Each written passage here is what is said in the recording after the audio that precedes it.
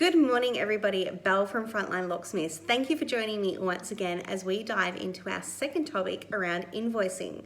So whether you're a property manager wanting to manage your expectations around your trades and invoicing, or if you're a trade and you want to better understand the reason why your property managers chase you for your invoices, today is the perfect topic. So when a property manager issues a work order and it's sent through the trade, the only way that they can close off that work order and meet their KPIs is when they receive the invoice back from the tradesperson.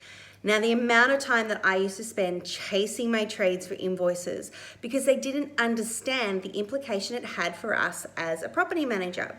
So this is where you need to manage the expectations and the communication, which is what we spoke about last week, with your trade so they can understand what you need from them. So the first thing we need to address is actually when the invoices need to come in.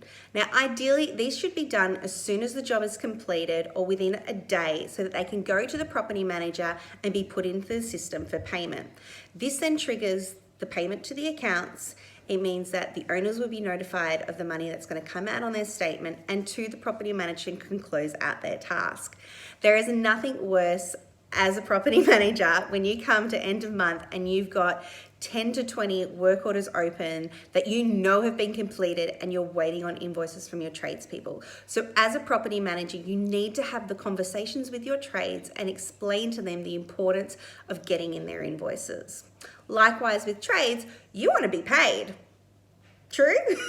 So you need to have those invoices put in because you need to understand that the money comes from the rent, and that obviously works on usually a monthly cycle. Now, most real estate agents are really good with making payments, whether it's weekly or monthly, as soon as the rent clears. But if your invoice isn't in, you're not going to get paid. So you may miss that rent cycle, which means you're going to have to wait another 30 days before the rent comes in. So it's about understanding it's not the property manager's fault that you didn't get paid this month, because if you've taken 3 weeks to put in an invoice, you're then going to have to wait. The next issue is around the actual detail in the invoice. The amount of times that I would receive an invoice as a property manager and I would look at it and go, what have you charged me for? Or what did you exactly do? Or how do I know how to follow this up in future or understand what's being done? Because there was no detail on the invoice. Now, trades, you've got to understand, if we can't explain it to the owners as a property manager, then how are the owners going to be justified with using your services again or being happy with paying that invoice? They're going to turn around and say, oh, you know what? That plumber or the electrician overcharged me last time, or I don't really know what they did. Or in a month's time, something else comes back and they say, well, hang on, you went out there last month. I'm sure that's going to be covered under warranty. If you haven't put the detail in the invoice, you're not going to be able to cover yourself. Same with as a property manager. If you don't know what you're asking your owners to pay for, go back to your trades and say to them, I'm sorry, I need more information. As a trade-based business myself now, I make sure that I put on as much information as possible. Sometimes I probably have too much information, and that's probably the property manager in me, but I want our clients to know exactly what they're paying for, exactly what we've done, because it's also a record for me later down the track that I know, was it a front door? Was it a back door? Which lock did I replace? Was there a top lock? Was there a bottom lock?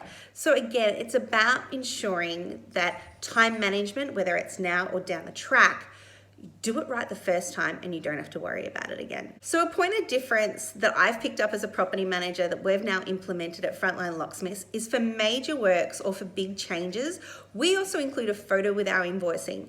Now, the time of the smartphone and the digital age, this is so much easier now to be able to provide to your property managers. And whether you're using a CRM system, trades, it's something you really need to get onto, and it makes a world of difference to the property manager. If your trades don't know that you want a photo or that particular owner really wants everything detailed on their property, put it on your work order for them so they understand what's going to be expected. Or if they can't do it, because bless our hearts, there might be Bill the handyman who's been working for 50 years and still has a little flip phone. If he doesn't know that, you can't ask him after he's already been out to the job. So again, it's that communication and the expectations. So regarding payment, most trades that work with real estate agents understand that there's a 30-day account period. But as a property manager, you also need to make sure that you're managing your payments, and that if the rent isn't coming in, or that if you're charging from a bond, or whatever the circumstances, if there's going to be a delay, you need to let your trades know as well, so you've got that common courtesy going backwards and forwards. Now, property managers, if you're wanting your trades to be able to do certain things for you, or only have certain approval amounts, make sure that's also written on the work order too, because often we want to be able to save you time when we go out to a property, but if something needs to be done on site, which we want to be able to do for you to save your owners a secondary service call, and we can't get a hold of you, or you can't get a hold of the owners, if we have that pre-approval in place, it means that we can just get it done, noted on the invoice for you, and again, it saved you time and effort having to go back to your owner. As a trade now, it really frustrates me, and I love our clients, but when an urgent work order comes in, that I don't get a phone call. I will always try and get things done for you ASAP and get onto your tenant straight away.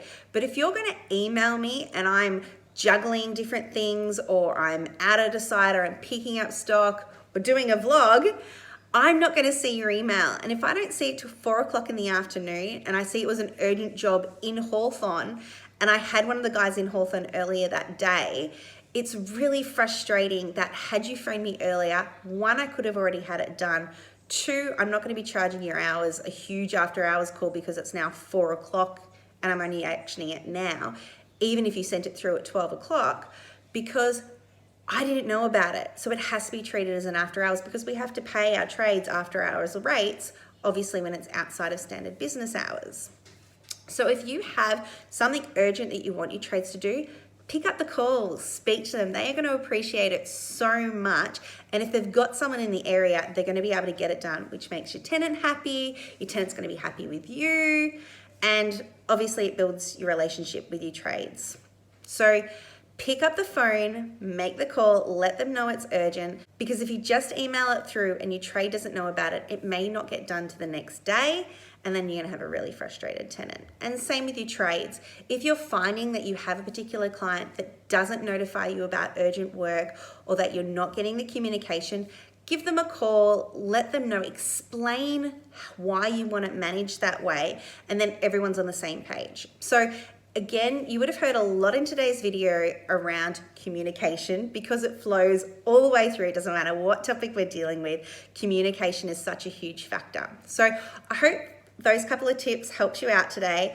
We will be doing a Q&A next Tuesday that we can delve into these topics a little bit more. So if you'd like to join me, please sign up on the link, and we would love to see you next Tuesday for a live Q&A. Otherwise, join us next week when we do another topic, and I look forward to speaking to you soon.